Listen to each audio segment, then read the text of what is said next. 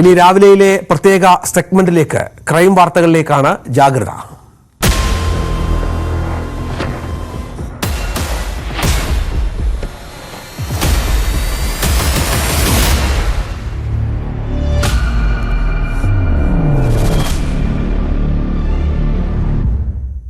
കാട്ടാക്കടയിൽ VHSC വിദ്യാർത്ഥിയുടെ മരണത്തിൽ വിവാദ സ്ഥാനത്തുള്ള സ്കൂൾ ക്ലർക്കിനെ പ്രതി ചേർക്കുന്നതിൽ അവ്യക്തത നിലനിൽക്കുകയാണ്. ആത്മഹത്യാ പ്രേരണ കുറ്റം നിലനിൽക്കുമോ എന്ന കാര്യമാണ് പോലീസ് പരിശോധിക്കുന്നത്. കഴിഞ്ഞ ദിവസം ക്ലർക്ക് സുനിലിനെ വിദ്യാഭ്യാസ വകുപ്പ് സസ്പെൻഡ് ചെയ്തിരുന്നു. ഡാൻ കുര്യൻ വിവരങ്ങൾ പങ്കുവെക്കും. ഡാന്, ഒരുപോലെ എല്ലാവരും ഈ ക്ലർക്കിനെതിരെയുള്ള ആരോപണങ്ങൾ ഉന്നയിച്ചിരുന്നു. ക്ലർക്ക് മാനസികമായി പീഡിപ്പിക്കാറുണ്ട്, മോശം ഭാഷ ഉപയോഗിക്കാറുണ്ട് എന്നിവയടക്കം. എന്താണ് വിദ്യാഭ്യാസ വകുപ്പിന്റെ ഇക്കാര്യത്തിലുള്ള ആശയക്കുഴപ്പം? ഏത് രീതിയിലാണ് ഇയാൾ ഈ സംഭവത്തിൽ പങ്കാളിയാണെന്ന് ഇപ്പോൾ മനസ്സിലായിരിക്കുന്നത്?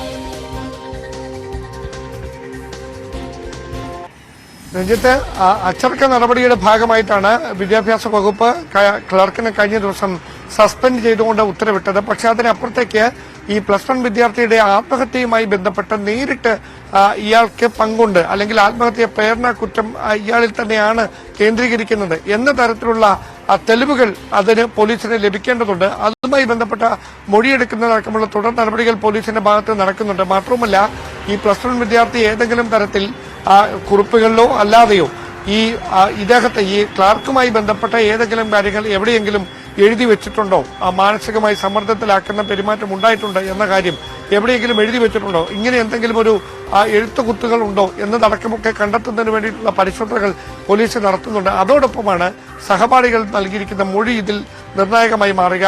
നേരത്തെയും സമാനമായ തരത്തിൽ ദുരനുഭവം ഈ ക്ലർക്കിന്റെ ഭാഗത്തു നിന്ന് +1 വിദ്യാർത്ഥിക്ക് നേരിടേണ്ടി വന്നിട്ടുണ്ട്. അത് ഒരാളോട് മാത്രമല്ല, പലരോടും സമാനമായ രീതിയിൽ പെരുമാറിയിട്ടുണ്ട് എന്നാണ് അവർ പറയുന്നത്. അത് കേന്ദ്രീകരിച്ചുകൊണ്ടാണ് പോലീസിന്റെ അന്വേഷണം നടക്കുന്നത്. പക്ഷേ കൂടുതൽ തെളിവുകൾ കണ്ടെത്തേണ്ടതുണ്ട്. അങ്ങനെ ഉണ്ടായെങ്കിൽ മാത്രമേ ആത്മഹത്യാ പ്രേരണ കുറ്റം ഈ ക്ലർക്കിനെതിരെ ചുമത്തുകയുള്ളൂ. അതുമായി ബന്ധപ്പെട്ട അന്വേഷണമാണ് പോലീസ് നടത്തുന്നത്. സമാന്തരമായാണ് പൊതുവിദ്യാഭ്യാസ വകുപ്പ് ഇതുമായി ബന്ധപ്പെട്ട കഴിഞ്ഞ ദിവസം ഇദ്ദേഹത്തെ ഔദ്യോഗികമായ ജോലിയിൽ നിന്ന് സസ്പെൻഡ് ചെയ്തുകൊണ്ട് ഉത്തരവിട്ടിരുന്നു. അവിടെ ആഭ്യന്തര അന്വേഷണം വിദ്യാഭ്യാസ വകുപ്പിന്റെ ഭാഗത്തുനിന്നും പൊതുവിദ്യാഭ്യാസ വകുപ്പിന്റെ ഭാഗത്തുനിന്നും ഈ ക്ലർക്കിനെതിരെ നടക്കുന്നുണ്ട്. ഈ സ്കൂളിലെ സാഹചര്യം എന്തായിരുന്നു, അങ്ങനെ ഒരു ക്ലർക്കിന് വിദ്യാർത്ഥികളുടെ കാര്യത്തിൽ കൂടുതലായി ഇടപെടാനുണ്ടാകുന്ന സാഹചര്യം എന്തായിരുന്നു, ഇങ്ങനെയൊരു ദുരനുഭവം നേരത്തെ അധ്യാപകരുടെ ശ്രദ്ധയിൽപ്പെട്ടിട്ടുണ്ടോ, അങ്ങനെ നടപടി എടുക്കാതിരിക്കുകയായിരുന്നു. ഇതടക്കമുള്ള കാര്യങ്ങളാണ് അവർ വിശദമായി പരിശോധിക്കുന്നത്. പക്ഷേ വൈകാതെ ഈ കാര്യത്തിൽ വ്യക്തമായ ഒരു ചിത്രം തെളിയും.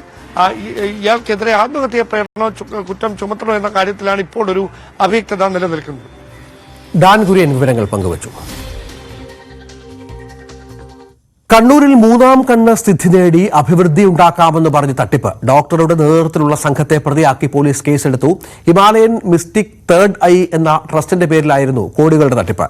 പ്രപഞ്ച ഊർജ്ജത്തെ ഉപയോഗിച്ച് നേട്ടമുണ്ടാക്കാമെന്നാണ് സംഘം ഇരകളെ വിശ്വസിപ്പിച്ചിരുന്നത്.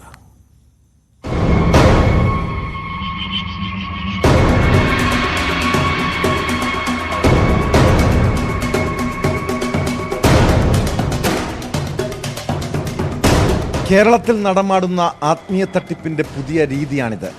പ്രപഞ്ചോർജ്ജത്തെ ഉപയോഗിച്ച് നേട്ടമുണ്ടാക്കാമെന്ന് ആളുകളെ വിശ്വസിപ്പിക്കും. നാട്ടിലുടനീളം ട്രെയിനിങ് ക്ലാസുകൾ സംഘടിപ്പിക്കും.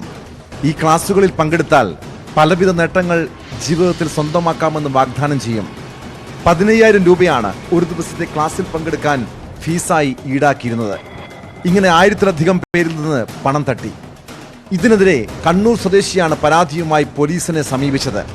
കേസിൽ ഡോക്ടർമാരുൾപ്പെടെ 6 പേർക്കെതിരെ കണ്ണൂർ ടൗൺ പോലീസ് കേസെടുത്തു. ഹിമാലയൻ മാസ്റ്റർ എന്ന് വിശേഷിപ്പിക്കുന്ന അഷ്റഫാണ് തട്ടിപ്പിന്റെ മുഖ്യ സൂത്രധാരൻ. അഷ്റഫിനെ കൂടാതെ അഭിന്ദ് കാഞ്ഞങ്ങാട്, KS പണിക്കർ, അനിരുദ്ധൻ, വിനോദ് കുമാർ, സനൽ എന്നിവർക്കെതിരെയുമാണ് കേസ്.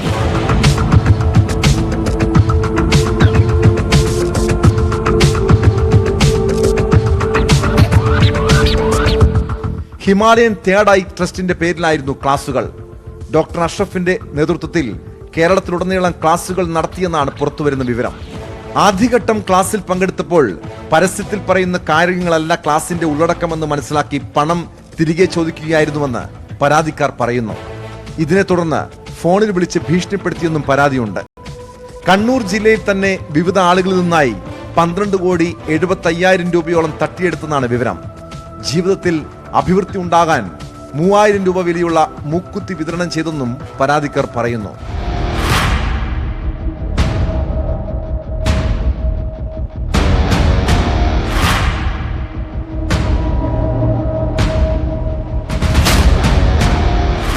ന്യൂസ് 18 കണ്ണൂർ. തിരുവനന്തപുരം പാലോട് സ്ത്രീധനത്തിന്റെ പേരിൽ ഗർഭിണിക്ക് ക്രൂരമർദ്ദനം. ഇരട്ടക്കുട്ടികളുടെ അമ്മയാകാൻ കാത്തിരുന്ന യുവതിയുടെ ഗർഭമലസി. യുവതിയുടെ പരാതിയിൽ ഭർത്താവ് പ്രവീണിനും മാതാപിതാക്കൾക്കുമെതിരെ പാലോട് പോലീസ് കേസെടുത്തു.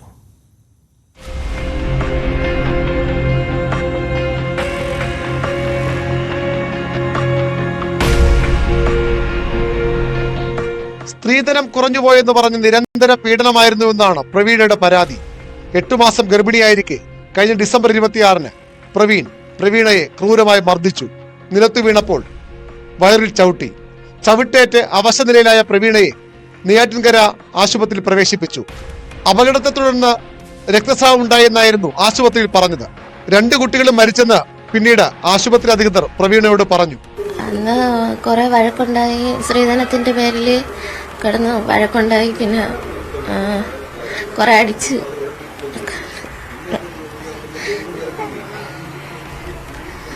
എത്ര മാസമായിരുന്നു? 8 മാസം.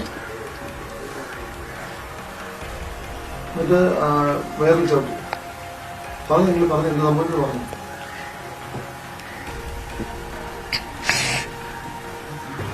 വയറിൽ ചവിട്ടി. അങ്ങനെ 10:30 ആയപ്പോൾ പിന്നെ ആശുപത്രിയിൽ കൊണ്ടുപോയി.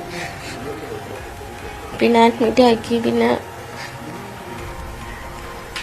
ഡോക്ടർമാർ പറഞ്ഞു 2 കുട്ടികൾ മരിച്ചു. 2 ഇരട്ട കുട്ടികളായിരുന്നു. ആശുപത്രിയിൽ നിന്ന് തിരികെ നന്ദിയോട്ടെ വീട്ടിലെത്തിയെങ്കിലും മർദ്ദനമേറ്റ വിവരം പ്രവീണ വീട്ടുകാരിൽ നിന്ന് മറച്ചുവെച്ചു.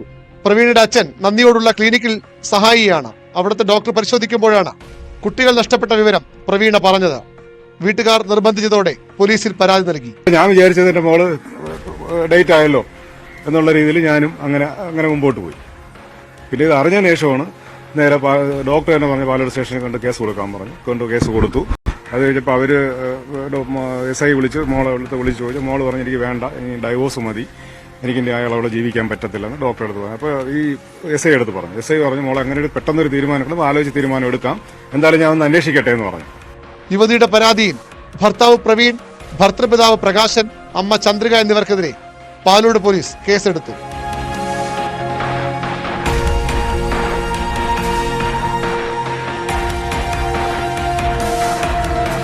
ന്യൂസ് 18 തിരുവനന്തപുരം. വൃദ്ധ ദമ്പതികളെ മയക്കിക്കിടത്തി സ്വർണം കവർന്നു. ട്രെയിൻ യാത്രക്കിടെ സൗഹൃദം സ്ഥാപിച്ച ശേഷം വീട്ടിലെത്തിച്ചായിരുന്നു കവർച്ച. 6 പവൻ സ്വർണമാണ് നഷ്ടപ്പെട്ടത്. സംഭവത്തിൽ വളാഞ്ചേരി പോലീസ് കേസെടുത്ത് അന്വേഷണം ആരംഭിച്ചു.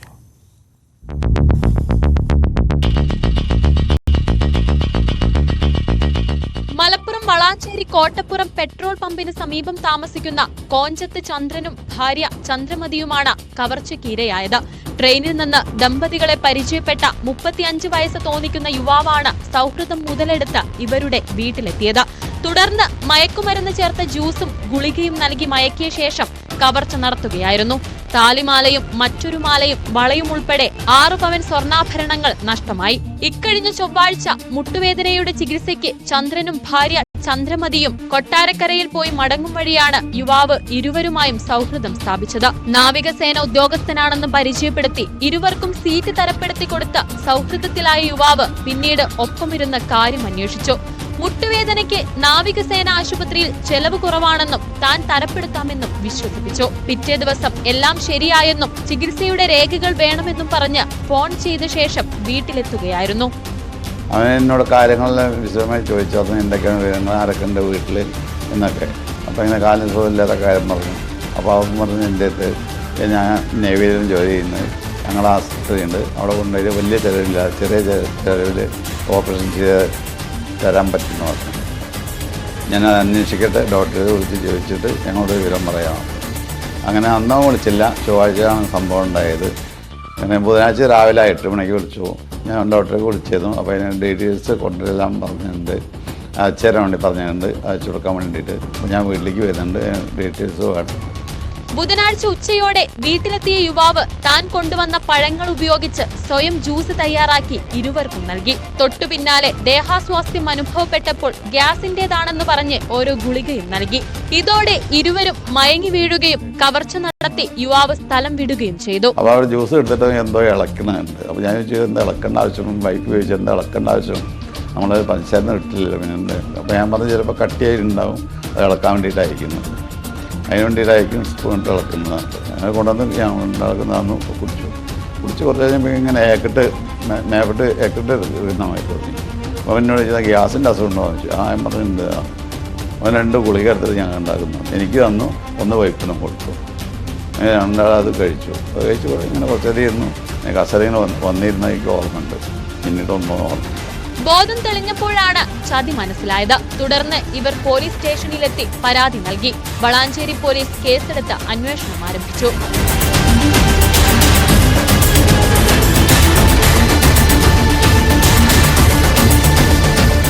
ന്യൂസ് 18 തിരൂർ.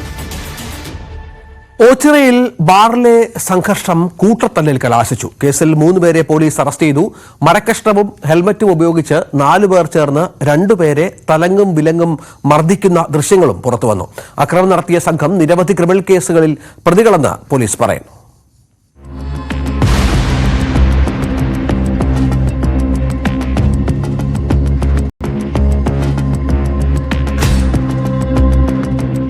ഓച്ചിറ സ്വദേശികളായ വിനീഷ്, ശോഭിഷ് എന്നിവർക്കാണ് 4-അംഗ സംഘത്തിന്റെ ക്രൂരമർദ്ദനമേറ്റത്. ഇതിൽ ഒരാളുടെ കൈയുടെ എല്ല് പൊട്ടുകയും മറ്റൊരാളുടെ വാരിയെല്ലിന് പരിക്കേൽക്കുകയും ചെയ്തു. ബാറിൽ നിന്ന് മദ്യപിച്ചിറങ്ങുമ്പോൾ ഉണ്ടായ ചെറിയ വാക്കുതർക്കമാണ് മർദ്ദനത്തിലേക്ക് നയിച്ചതെന്നാണ് പോലീസ് പറയുന്നത്. തുടർന്ന് 4 പേർ ചേർന്ന് മരക്കഷ്ണവും ഹെൽമറ്റും ഉപയോഗിച്ച് ഇവരെ ആക്രമിക്കുകയായിരുന്നു. സംഭവത്തിന്റെ CCTV ദൃശ്യങ്ങൾ പുറത്തുവന്നു.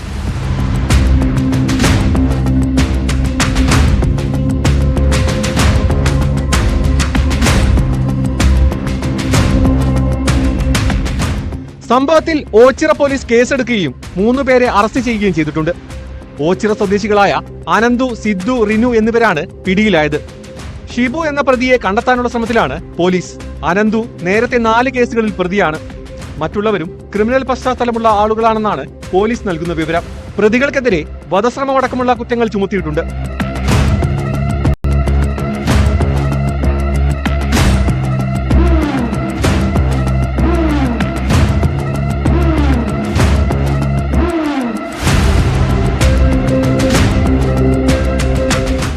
ന്യൂസ് 18 കൊട്ടാരക്കര. പാതിവില തട്ടിപ്പിൽ ആരോപണ വിധേയരായ നിലമ്പൂരിലെ ഏജൻസിയുടെ 2ാമത്തെ ഓഫീസും പോലീസ് പൂട്ടി സീൽ വെച്ചു. പാതിവില തട്ടിപ്പ് കേസിലെ പ്രതി ബിനോയ് പാട്ടത്തിൽ ചെയർമാനായ ഓസ്വാൾഡ് ഓർഫനേജ് ചാരിറ്റബിൾ ട്രസ്റ്റ് ഓഫീസിൽ പോലീസ് പരിശോധനയും നടത്തി. സ്കൂട്ടറുകൾ, തയ്യൽ മെഷീനുകൾ എന്നിവയും കണ്ടെത്തി. നിലമ്പൂരിൽ നഗരസഭയുടെ പഴയ ബസ് സ്റ്റാൻഡ് കെട്ടിടത്തിലാണ് ഓഫീസ് പ്രവർത്തിക്കുന്നത്. ബിനോയ് പാട്ടത്തിൽ ഒളിവിൽ പോയത് മുതൽ ഓഫീസ് തുറക്കുന്നില്ല. നഗരസഭാ ഉദ്യോഗസ്ഥരുടെ സാന്നിധ്യത്തിൽ പൂട്ടുപൊളിച്ചാണ് പോലീസ് അകത്ത് കടന്നത്. 11 സൈക്കിളുകൾ, 4 സ്കൂട്ടറുകൾ, 3 തയ്യൽ മെഷീനുകൾ എന്നിവ ഓഫീസിലുണ്ടായിരുന്നു. രേഖകൾ ഒന്നും കിട്ടിയിട്ടില്ല. നടപടികൾക്ക് SIമാരായ TP മുസ്തഫ, K രതീഷ് എന്നിവർ നേതൃത്വം നൽകി. ഓഫീസ് പൂട്ടി സീൽ ചെയ്തു. ബിനോയിയെ കണ്ടെത്താൻ പോലീസ് സൈബർ സെല്ലിന്റെ സഹായം തേടി. ഇതുവരെയുള്ള പരാതികളുടെ അടിസ്ഥാനത്തിൽ നിലമ്പൂരിൽ മാത്രം 80 ലക്ഷത്തോളം രൂപയുടെ തട്ടിപ്പ് നടന്നതായാണ് കണക്കുകൾ. ന്യൂസ് 18 മലപ്പുറം. ആലപ്പുഴ ചേർത്തലയിൽ യുവതി മരണപ്പെട്ട സംഭവത്തിൽ ഭർത്താവിനെതിരെ മനഃപൂർവ്വമല്ലാത്ത നരഹത്യയ്ക്ക് പോലീസ് കേസെടുത്ത സംഭവത്തിൽ കുടുംബത്തിന് അതൃപ്തി.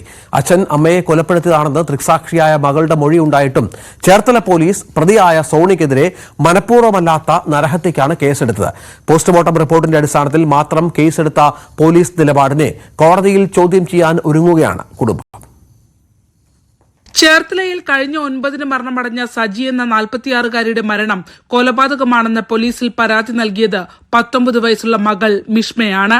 അച്ഛൻ അമ്മയുടെ തല ഭിത്തിയിൽ ഇടിപ്പിച്ച ശേഷം മുകളിലെ നിലയിൽ നിന്ന് തള്ളി താഴേക്കിടുകയായിരുന്നുവെന്നാണ് പോലീസ് നൽകിയ നിർണായക മൊഴി. 1.5 മണിക്കൂർ വൈകിച്ച ശേഷം ബന്ധുക്കളുടെ ഇടപെടലിനെ തുടർന്നായിരുന്നു ആശുപത്രിയിലെത്തിക്കാൻ സജിയുടെ ഭർത്താവായ സോണി തയ്യാറായതെന്നും പരാതിയിൽ മകൾ ആരോപിച്ചു. 1 മാസത്തോളം ആലപ്പുഴ മെഡിക്കൽ കോളേജിൽ ചികിത്സയിലിരുന്ന സജി കഴിഞ്ഞ ദിവസമാണ് മരിച്ചത്. പരസ്ത്രീ ബന്ധത്തിന്റെ പേരിൽ സോണി സജിയെ നിരന്തരം മർദ്ദിക്കാറുണ്ടെന്ന് സജിയുടെ സഹോദരങ്ങളും വ്യക്തമാക്കി. ഇക്കാര്യങ്ങൾ സാധൂകരിക്കുന്നതായിരുന്നു അയൽക്കാരുടെ വാക്കുകളും. അവിടെ വീട്ടിൽ വഴക്കൊക്കെ ഉണ്ടാകാറുണ്ടെന്നുള്ളതാണ് എൻ്റെ അറിവ്. ഇടയ്ക്കിടയ്ക്ക് തമ്മിൽ ദാമ്പത്യ പ്രശ്നങ്ങളുണ്ട്. അതിനകത്ത് പോലും വഴക്കും പിന്നെ മദ്യപാനവും എല്ലാം ഉണ്ട്. എന്നാൽ 1 മാസം ചികിത്സയിലിരുന്ന ശേഷം മരണപ്പെട്ട വ്യക്തിയുടെ പോസ്റ്റ്മോർട്ടം റിപ്പോർട്ടിന്റെ അടിസ്ഥാനത്തിൽ കൊലപാതക സാധ്യത തള്ളിക്കളഞ്ഞ പോലീസ് നടപടിക്ക് മേൽ കടുത്ത അതൃപ്തിയാണ് കുടുംബത്തിനുള്ളത്. 1 മാസം ചികിത്സയിലിരുന്നുവെന്ന് മാത്രമല്ല, അടക്കം ചെയ്ത് 3 ദിവസത്തിനു ശേഷം പുറത്തെടുത്ത ബോഡിയിൽ നടത്തിയ പോസ്റ്റ്മോർട്ടത്തിൽ ബാഹ്യമർദ്ദനത്തിന്റെ എന്ത് തെളിവുകളാണ് അവശേഷിക്കുകയെന്ന ചോദ്യവും ഉയരുന്നു. മകളുടെയും നാട്ടുകാരുടെയും മൊഴികളെ ആസ്പദമാക്കി വിശദമായ അന്വേഷണം നടത്താതെയാണ് സോണിയെ രക്ഷിക്കുന്നതിനായി മനഃപൂർവ്വമല്ലാത്ത നരഹത്യാ കുറ്റം മാത്രം ചുമത്തിയതെന്നും കുടുംബം ആരോപിക്കുന്നു. പോലീസ് വീഴ്ചയ്ക്കെതിരെ നിയമ നടപടികളുമായി നാളെ സജിയുടെ സഹോദരങ്ങൾ ആലപ്പുഴ കോടതിയെ സമീപിക്കും. ന്യൂസ് 18 ആലപ്പുഴ. ഇതോടെ രാവിലെ പൂർണ്ണമാവുകയാണ്. എല്ലാ പ്രേക്ഷകർക്കും ഒരു നല്ല അവധി ദിവസം, ഞായറാഴ്ചയാണ് ദിവസം ആശംസിക്കുന്നത്. നമുക്കിനി ന്യൂസ് 18 Q18 കാണാം.